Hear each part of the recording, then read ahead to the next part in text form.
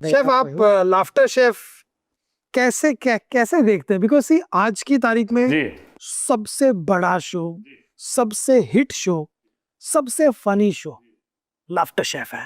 ये भारतीय हम दोनों बोलते सबका लाफ्टर शेफ इसका तो श्रेय ले जाते हैं। मैंने कहा ना, हम्बल होना ठीक है, लेकिन बस सक्सेस लेनी चाहिए, सक्सेस तो लेनी चाहिए, 100%। श्रेय लेना चाहिए, बिल्कुल है ना।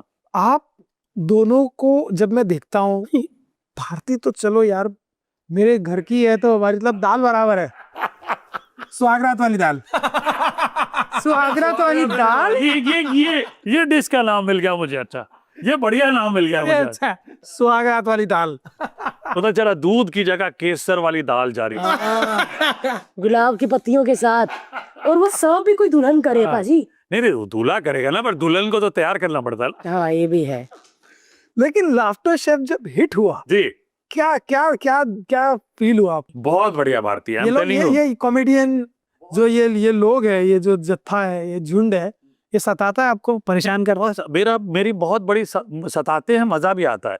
जब मुझे मतलब सेलेक्ट किया था ना, तो मुझे भी ऑप्टिमिस्टिक में बुलाया गया, तो आई न्यू दैट जब ये बुलाया गया, जब कॉन्सेप्ट भी पूरा अच्छे से तैयार नहीं था, सबको पता ही नहीं था कि करना क्या है, तो मुझे कॉमिकल चीजों के लिए, हैप्पीनेस के लिए बुलाया गया था। And I was the only chef in India. I don't think so you can think of anybody else. Nobody, serious, and I am serious about it. आप किसी और को उस फ्रेम में सोच ही नहीं सकते। कॉमेडी में नहीं सोच सकते, सही कहा। कि familiar, happiness, quotient, joyful nature, ये आप उस किसी को फिट ही नहीं कर सकते वहां पे। तो जब मुझे बुलाया गया, मुझे कॉन्सेप्ट समझाया गया, मैंने कहा अच्छा है, कर लेंगे, बढ़िया है। और जब लिस्ट पूछी, मैंने कहा कौन कौन है, तो एक आइडिया मिल रहा था, बताई नहीं गई थी लिस्ट। अच्छा, मुझे आइडिया मिल रहा था, आई वाज नॉट टोल्ड। तो जब प्रैक्टिस हुई जिस दिन, उस दिन पता चला। तो जिनका आइडिया मिला था, उनकी फिर हिस्ट्री समझी, उनके बारे में समझना शुरू किया। डर तो था सर, क्योंकि देखिए, आप जब कुकरी शो करते हैं, आप अकेले कर रहे हैं, आप कैमरा से बात कर रहे हैं, आप वैसे और किसी से बात नहीं कर रहे। It's easy, I mean after point of time it's easy, it's not very difficult honestly. But आप जब एक ऑडियंस में हैं, जहाँ पे महान लोग हैं, जिन्होंने जिन्होंने अपनी अपनी फील्ड में कुछ ना कुछ मुकाम हैंडल किया, और आपको सीरियसली उनसे बात करवानी है, काम करवाना है, और एक लाइन क्रॉस नहीं करनी। और भारती जी बगल में, जिनको हम देखते आए हैं, मतलब नहीं, जिनको मैं टीवी में आप भी बचपन से देखते आए हो। बचपन से मैं देखते आया हूँ जिनको। नहीं, वैसे तुम्हारी उम्र कम है, लेकिन बचपन से मैं भारती को देखते आया हूँ। और वो मतलब लगता था यार क्या बात है, मजा आया। और भारती जी के बगल में, तो एक प्रेशर तो बन जाता है। देखिए, वो कुछ भी कह लें आप, बेशक मैं वहाँ जज बन के गया था, बट वो एक प्रेशर तो रहता है, एक चीज़ रहती है। और होमवर्क करके मैं बहुत अच्छे से गया था, बहुत सारे मुहावरे पढ़े, पूरे पीछे मेरी पूरी ऑफिस की टीम को। अच्छा, कोई भी चीज़ करता हूँ ना, मैं बड़ा उसका रिसर्च करता हूँ, वर्क करता हूँ, मैं काम करता हूँ सर उस पर। मैं ऐसे ही नहीं चले जाता हूँ कि ऐसे ही चले जाओ कहीं पे, नहीं। उसकी प्रैक्टिस करता हूँ, उसके बारे में सोचता हूँ, क्या बोलूँगा सोचता हूँ, लिखता हूँ, डायरी लिखता हूँ, वोकल्स लिखता हूँ, चीज़ें लिखता हूँ। और मैं, जो वंकुश जी है, मैं उनको भी बोलता था, वंकुश जी, आज तक मैंने जितनी चीज़ें की है ना, उसमें ना एक ओजी ऑफ जिंगल्स मैं कहूँगा ना, वो मैं हूँ। तो मैंने कहा हर जगह ना एक जिंगल फेमस हुआ है मेरा। तो अगर नमक शमक फूड में फेमस हुआ, तो एक मैं शो करता था, क्या था, ग्रैंड ट्रंक रसोई, जी जेस्ट में। अच्छा, उसमें भी मैं कहता था कि भाई एक तो जिंगल बना। तो उसमें एक मसाला दानी बनाई थी हमने बड़ी, उसका नाम मसाला रानी लिखी थी। तो हमने मसाला रानी रानी सुन मेरी रानी रानी, वो भी बड़ा हिट हुआ। क्या बात। तो मैंने वंकुश को बोला, मैंने कहा ये ऐसे ही नहीं जाने दे सकते, इसमें कुछ ना कुछ तो होना चाहिए। तो बोला हरपाल जी एक काम करते हैं, तो टेस्ट करेंगे ना, कुछ निकालते। तो दोनों ने मिलके फिर ये जुबान की हो गई, बल्ले बल्ले निकाल। तो ये अब मैं देखता हूँ कि मैं रेस्टोरेंट्स में भी मिलने जाता हूँ ना, तो पहले ग्रीटिंग होती है, हरपाल जी आज जुबान की हो गई, बल्ले बल्ले, वो पूरा रेस्टोरेंट जाग जाता है। एक और नई चीज हाँ, मिल गई, एक और नई चीज बन गई, और ये बहुत शॉर्ट टर्म में मिल गई मुझे। हाँ, ये क्योंकि इतने लोगों का आशीर्वाद, इतने लोग साथ में हैं, तो वो मजा आ गया। तो ये प्रेशर था मेरे पे बहुत ज्यादा। कुछ होमवर्क किया, फिर ऑनेस्टली ये सारे एक दूसरे को जानते थे, ये जितने 12 लोग। हाँ, ये तो ग्रुप है, ये ग्रुप है, ये मतलब अमीर लोग थे, ये बिल्डिंग में ऊपर नीचे रहते थे, मैं कांदीवली में कहाँ रहता। तो वो थोड़ा सा रहता ही है, एंड कुछ भी कर लें, I don't blame any of them. ये होता है जब आप किसी को 15-16 साल से जानते हैं, आपका कंफर्ट लेवल ज्यादा होता है।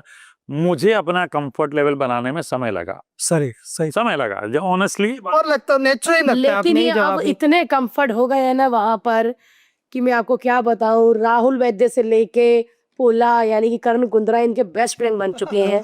अकेले में बैठ के खुसरे बुसरे सारे लगे होते हैं, पता नहीं क्या बातें करते हैं ये।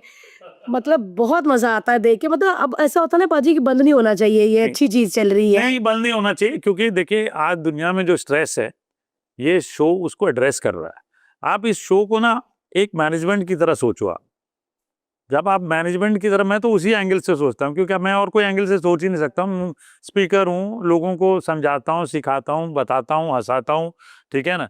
तो वो मैं उस एंगल से जब सोचता हूँ ना, मैं सोचता हूँ ये सक्सेस है और इसको रिपीट करते रहना चाहिए। और कंसिस्टेंटली जब आप नंबर दे रहे हैं किसी को, आप क्यों बंद करेंगे?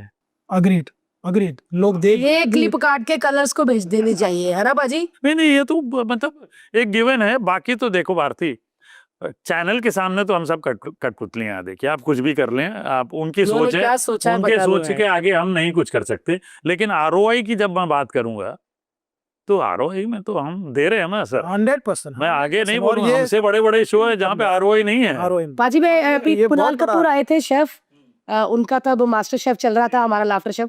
उन्होंने बोल घर गया मास्टर शेफ का शूट करके, मैंने देखा कि मेरे डैडी लाफ्टर शेफ देख रहे और हंसी जा रहे हैं और कहते मैं अपने शूज उतार रहा हूं। मैं कह रहा हूँ आप क्यों हंस रहे हैं, ये तो खराब कर रहे हैं। कहते तू ये छोड़, उधर लड्डू फ्राई कर रहे हैं। ये हीट फन है। मैं कहता हूँ ना, मजा कब आता है? बोल-बोल मजा के तब लड्डू आता है जैसे ही खाना बनना शुरू होता है।